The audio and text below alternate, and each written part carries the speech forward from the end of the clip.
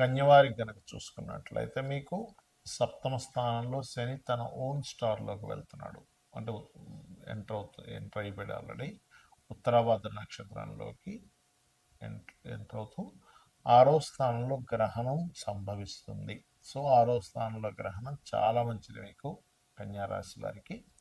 అలాగే పంచగ్రహ కూటమి కూడా ఏర్పడుతున్నందుకు మీరు ఎటువంటి ఫలితాలు పొందనున్నారు, ఏ దేవతారాధన చేసుకోవాలి అనేటువంటి అంశం చెప్తుంది. నేనేపటికీ చెప్పిస్తుంది సాక్షాత్ లలిత అమ్మవారిగా భావిస్తూ మీకు ఆ లలిత అమ్మవారి యొక్క అనుగ్రహం పరిపూర్ణంగా కలగాలని మనస్ఫూర్తిగా కోరుకుంటూ, ఇక్కడ 6లో పంచగ్రహ కూటమి ఉండడం చాలా మంచిది, అందులో ఎటువంటి సందేహం లేదు.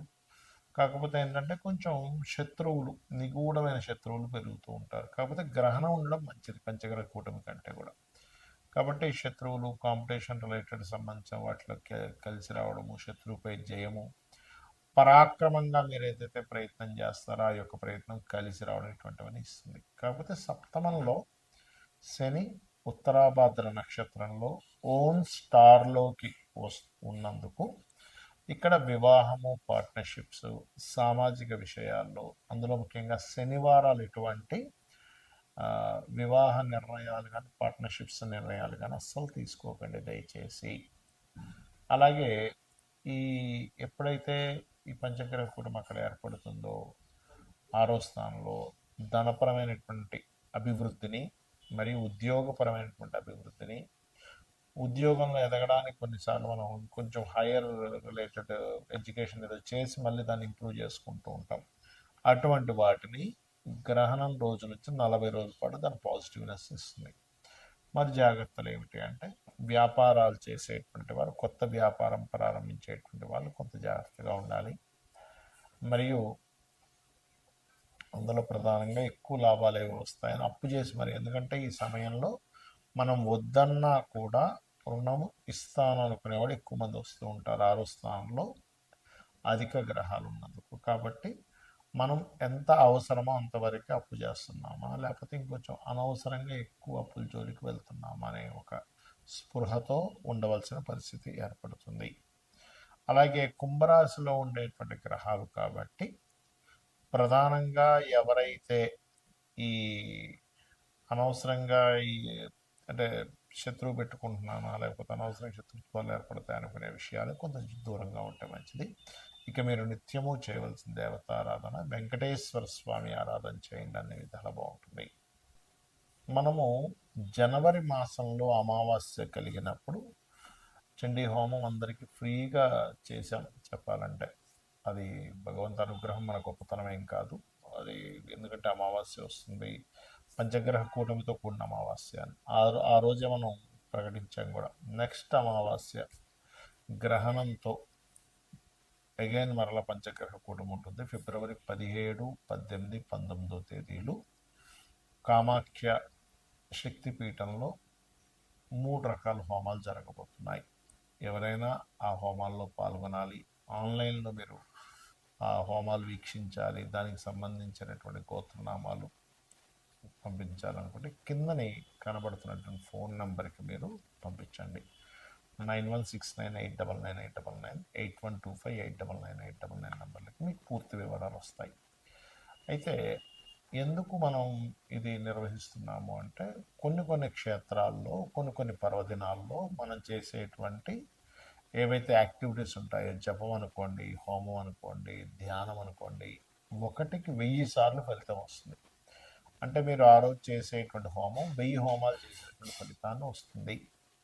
కాబట్టి మనం ఆ రోజు ఆ కార్యక్రమం, ఆ గ్రహణం రోజు 17వ తేదీ, 18వ తేదీ, 19వ తేదీ ఈ 3 రోజులు ఈ గ్రహస్థితి ఇలాగే ఉంటుంది. అంటే ఈ పంచగ్రహ కూటమి ఉంటుంది, అమావాస్యతో ప్రారంభమవుతుంది, గ్రహణంతో ప్రారంభమవుతుంది. కాబట్టి దీనివల్ల ఏమిటి అంటే, ఇలాంటి మనం గతంలో ఆల్రెడీ 4-7 నెలల నుంచి చెప్తూనే ఉన్నాం, ఈ పంచగ్రహ కూటములు వస్తున్నాయి, గ్రహస్థితులు బాగాలేవు, గోల్డ్ రేటు, సిల్వర్ రేటు విపరీతంగా పెరగబోతుంది అనుకున్నాం. అదేవిధంగా సిల్వర్ రేట్ అయితే మనం ఇంకా చెప్పనక్కర్లేదు, విపరీతంగా పెరిగిపోయింది.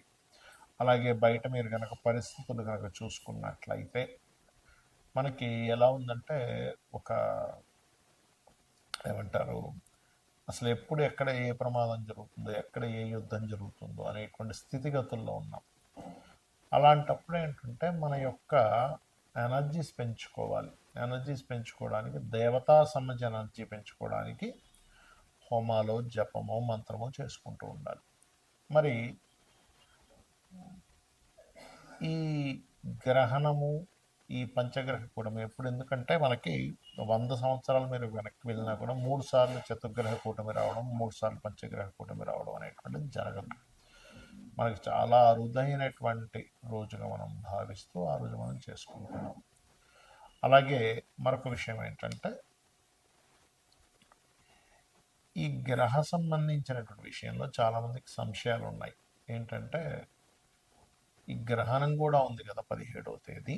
మరి 17వ తేదీ ఇక్కడ ఉండేటువంటి గర్భవతులు, ఇండియాలో ఉండేటువంటి గర్భవతులు ఆ రోజు ఉదయం పూట 9:30 ప్రాంతం నుంచి సంథింగ్ 12 చేంజ్ వరకు ఉంది. మరి వారు ఆ రోజు గర్భవతులు ఇండియాలో ఉండే వాళ్ళు జాగ్రత్తలు ఏమైనా తీసుకోవాలా? అక్కర్లేదు, ఎందుకంటే ఇక్కడ మనకు లేదు కాబట్టి. కాకపోతే మరి ఎంతైనా ఖగోళంలో జరుగుతుంది కాబట్టి ఆ సమయంలో చక్కగా మనం జపం చేసుకుంటే చాలా మంచిది. జపమో, హోమమో, దీపారాధన ఏదైనా చేసుకుంటే చాలా చాలా చాలా మంచిది, అందులో ఎటువంటి సందేహం లేదు. అలాగే ఈ ఏదైతే దేశాల్లో ఇప్పుడు మనకి సౌత్ అమెరికా, ఆఫ్రికా, ఇట్లా చాలా దేశాల్లో ఉంది, మీకు నెట్లో కొట్టిన వచ్చేస్తుంది ఏ దేశాల్లో ఉందనేటువంటిది.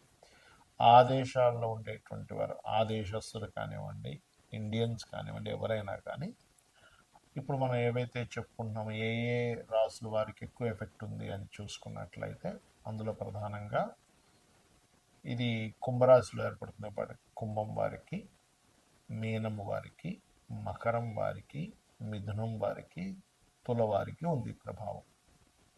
కాబట్టి ఈ యొక్క రాసుల వారు జాగ్రత్త వహించాలి, గుర్తుపెట్టుకోండి, ఈ రాసుల వారు పర్టికులర్గా. అలాగే మరొక విషయం ఏంటంటే, ఈ ఈ రాసుల వారికి ప్రత్యేకంగా దానం ఇవ్వడం కూడా, అంటే గ్రహణం అయిపోయిన తదుపరి రోజు చక్కగా మీరు మనకి ప్రతిమలు ఉంటాయి, మన సూర్య చంద్ర ప్రతిమలు, సర్ప సర్ప ప్రతిమలు ఉంటాయి, 2 సర్ప ప్రతిమలు, బియ్యము, గోధుమలు, మినుములు,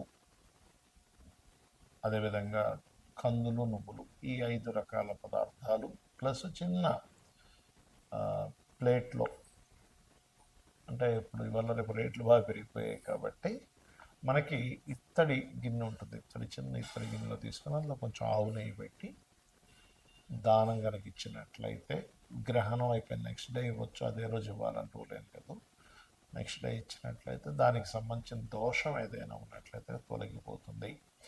మరి ఈ గ్రహణ ప్రభావం ఎంతకాలం ఉంటుంది అంటే 40 రోజుల పాటు ఉంటుంది ఈ గ్రహణ ప్రభావం ఎప్పుడైనా సరే, అంటే 17వ తేదీ నుంచి 41 డేస్ వరకు ఉంటుంది.